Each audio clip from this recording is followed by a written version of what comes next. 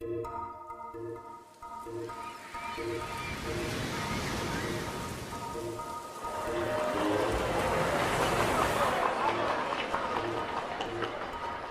I picked up Detective Kenny Silvia from the airport in Florida, I wondered if I'd made a huge mistake. This left way, and then right. And was dragging him across the country for no reason. Or worse, into a possibly dangerous situation where he no longer had the legal authority of the police.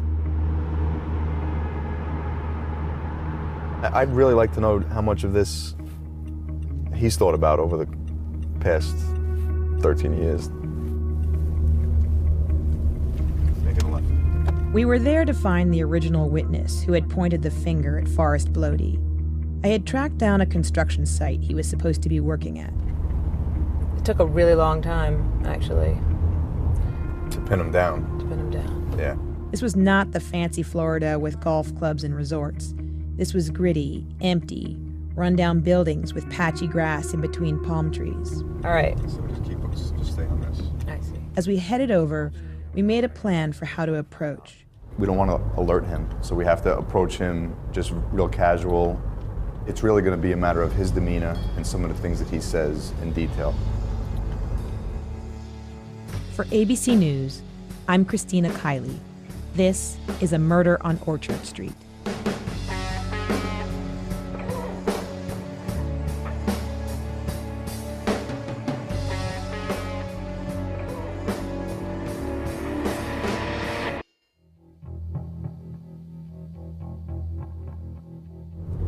All right. So just stay on this. I see. Okay. You want me to do a loop and come back? Yeah. I don't see anybody there. They're probably inside. They're probably upstairs. We decided I would go up by myself to see if the witness was there. Kenny would stay in the car because we were worried his presence might make the witness jumpy. All right. Got this. I got this. Okay. My heart was racing. I walked over to the site feeling a bit like a soccer mom in my blue shirt and red sneakers. A very different picture from what I used to cut back with the NYPD. The foreman came down to talk with me. When I asked him about the witness, he told me that he wasn't there, but I looked up at the window on the second floor and I saw him.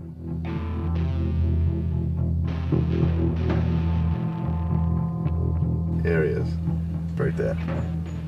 When the witness finally came down, he looked the same as he did in the footage, a little older, with glasses, but definitely our guy. This was it, the moment I'd been waiting for. I quickly described who I was and why I was there, and he looked at me blankly and said, "I'm sorry, I don't know what you're talking about. I did used to live in New York, but a lot of crazy stuff happened up there, and that's why I moved down here." I was thrown. How could you forget something like that? After a while, when I hadn't gotten any further, I gave a signal, and Kenny came over from the car. I was hoping he might jog the witness's memory. And I try to walk up nice and slow and, just real casual, so I didn't raise anybody up. His initial response was, "I don't remember that. I don't remember any of that. I don't know what's going on." We still weren't getting anywhere, but then the foreman walked away. The witness turned to us and said, "Of course I remember all of that. I remember it like it was yesterday." You could just see the change in him. He said, "Who gets to witness a murder very often?" I asked him if he would sit down for an interview. He gave me a phone number. I gave him mine, and Kenny and I left.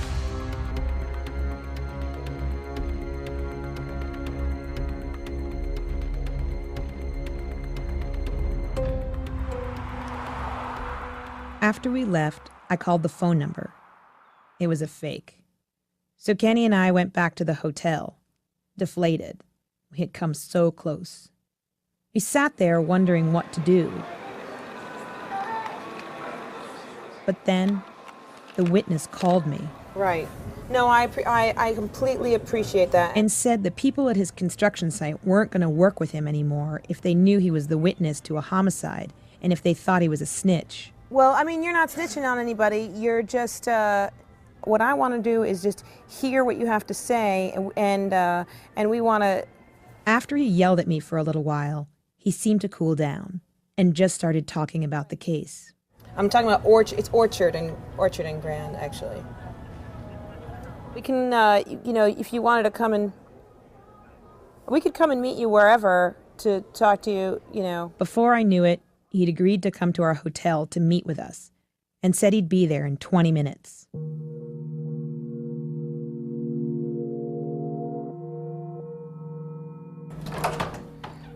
So, how do you feel?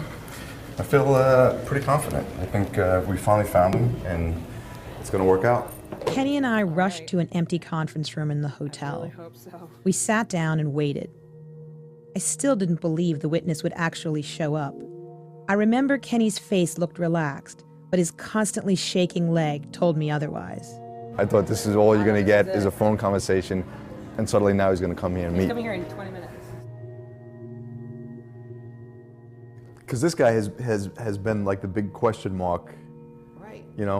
I mean, this whole case took such a different turn because of him. Mm-hmm. He's convinced that guy did it. Mm-hmm. Exactly. Right. He's just right. Even now. Even now. This was the moment we were hoping against hope would happen.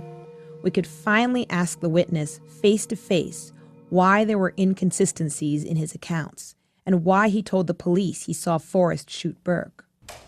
And then he actually walked in. I really appreciate your coming in. Take a seat. I got a bottle of water there since you're outside working. And He didn't seem as nervous as we were. In fact, he didn't seem nervous at all. I kind of want to just go through with you a little bit about... Kenny went into full detective mode, as I'd seen him do so many times. We'll start from the top. Okay? He took the lead. I was walking down Orchard and got to the corner, well, not almost near the corner, heard some shot fire, and I actually see the sparks at this point. I see them. I'm walking on the block because I think I'm on the left side of the street walking down. Did you see them first, or when you heard the shot, that's what brought your No, I attention? seen them outside. How much did you have to drink? I had a few drinks, but I don't think I was like drunk till I was hallucinating. I could walk home. Shots fired, so I went on the other side of the street now. There's a phone booth there. I called 911. I said, I heard shots fired. I think somebody got shot. After the shots was fired, I think they went in the building.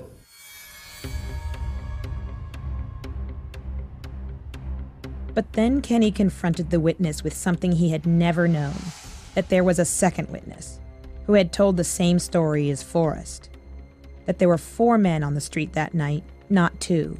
2 days later, another witness comes forward. This witness said that they came out, they turned the corner, and then they looked and they saw 2 guys standing on the stoop, and they saw 2 guys right here, and one of them had a gun. As soon as they saw the gun, turned around and just started running. And right when they turned this corner, they heard the gunshot. Dude, there was nobody else out here but them people over there and me walking down the street. If anybody would have ran, they would have either came towards me, which then at that point I probably would have ran, or they would have went the other way. Mm-hmm. If they would have went the other way, I would have said, okay, he lying, but whoever did it went that way. What do I have to gain by lying about it?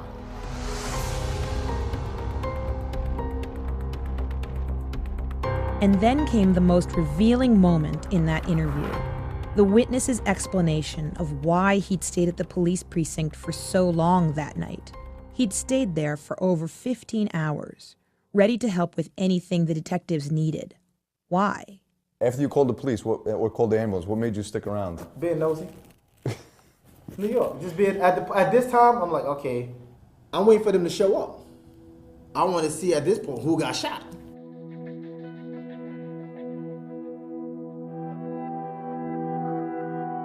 One of the dudes is giving a statement to the police officer about what happened. First, said something about a black guy, whatever. So the police officer standing next to me, I kind of like nudged him, and I turned around facing him, and I nudged him. He looked at me, I'm like, yo, he lying. It didn't happen like that. He's like, what? He's lying. I turned around, I like kind of nudged him. And what you could have done was, listen, here's my name, here's my phone number. It's 4:30 in the morning. I'm going home. If you guys need me, just give me a call. You know why? Because he said it was a black guy. Now, if I go home at this point, who's the only black guy out there? Me walking down the block.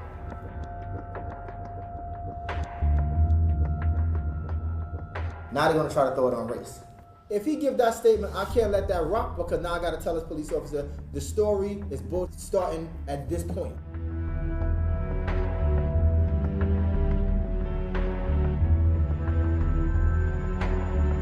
It suddenly made sense. He had heard Forrest tell an officer that Burke was shot by a black man, and he was a black man, the only one on the street at the time. He was protecting himself. He thought that if he hadn't said anything, he was going to be looked at as a suspect.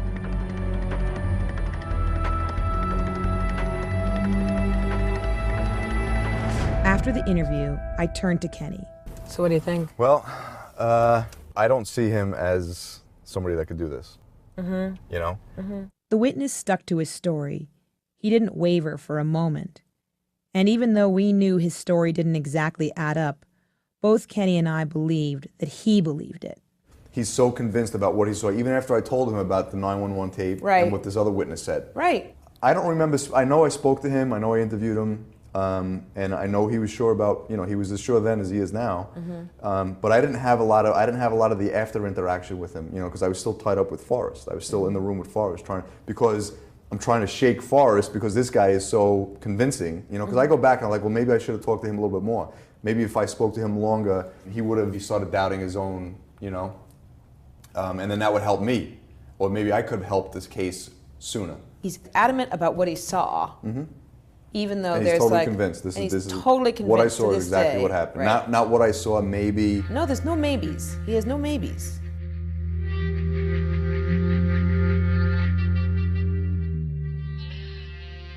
It wasn't that I wanted the witness to be guilty, but I so wanted to find the person who had killed Burke. So after Florida, there was definitely a letdown. I knew we had exhausted all leads and that Kenny was back to square one again.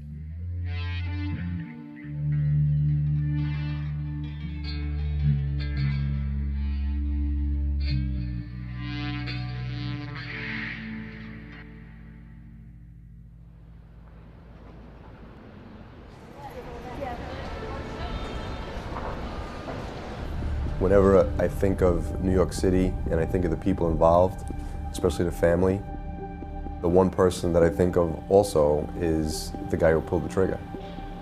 This is not the Orchard Street that I remember from 13 years ago. I mean, you can see just the cameras, literally every 15 feet or so, there's a camera on both sides of the street. Had this been in place 13 years ago, we would have had everything on film, and we wouldn't have to rely so much on sketchy witnesses. Obviously, everybody wants to know who the perp is. He's still a human being, and he still pulled that trigger. So as much as it's affected everyone, it's also affected him. I want to find this person and have him explain to us exactly why he did what he did.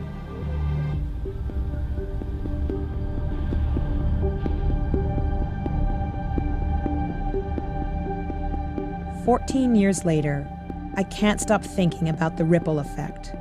So many people were affected by this one crime. The victim, the victim's family, the witnesses, the police, the perp, and even me. Everyone's life was changed profoundly, but none more than the O'Briens. Carly is now in her early 30s, and she lives far from New York City. First, I really wanted that moment to be able to look at whoever did this in the eye, just so I knew and so that they knew. I think at this point it's not about that. I think for me it's about, I would like for my sisters to be able to sleep at night. It's more just about there being some sort of justice around this incredibly horrible loss in our family.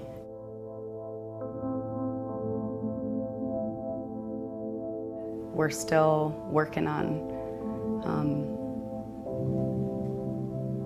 making life happen.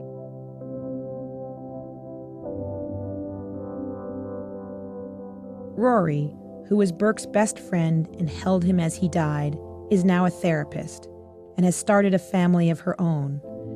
She has 2 small kids and is married to a friend of Burke's. Having a budding family and having a budding marriage and life, and to be kind of on the precipice of creating something new and full of kind of hope and future. And, my family unit that I came from has been so disintegrated, so the idea of kind of having an opportunity to create that for my own life is really exciting. Carly just got married. Rory left New York, and now they both live near their older sister Mariah out west. Together, they're all dedicated to making sure Burke's memory never dies. Mariah's got 3 kids too, and the older 3 know all about, their angel uncles and grandpa and grandma. I think it's so important that we have new life in our family.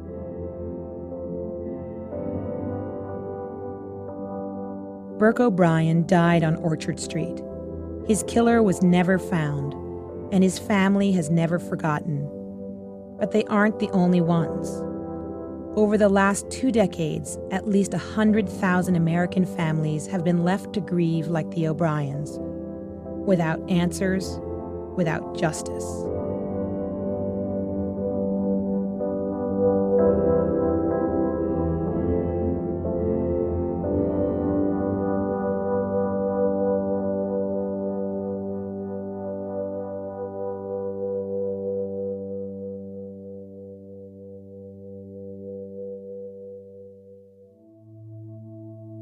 It's been almost 2 years since I last interviewed Rory and Carly, so I sat down with them and Kenny one last time to talk about the case and where it stands now.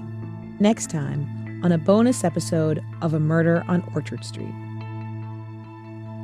You could submit tips about this case to the NYPD by calling 1-800-577-TIPS. Again, that's 1-800-577-8477. A Murder on Orchard Street is a 7-part series produced by the teams at ABC News Nightline, ABC Radio, and ABC News Digital. Our website is abcnews.com/Orchard Street. New episodes post Tuesday mornings on Apple Podcasts, Spotify, Google Play Music, TuneIn, Stitcher, and the ABC News app. You'll find our other podcasts there too, and at abcnewspodcasts.com. I'm Christina Kiely.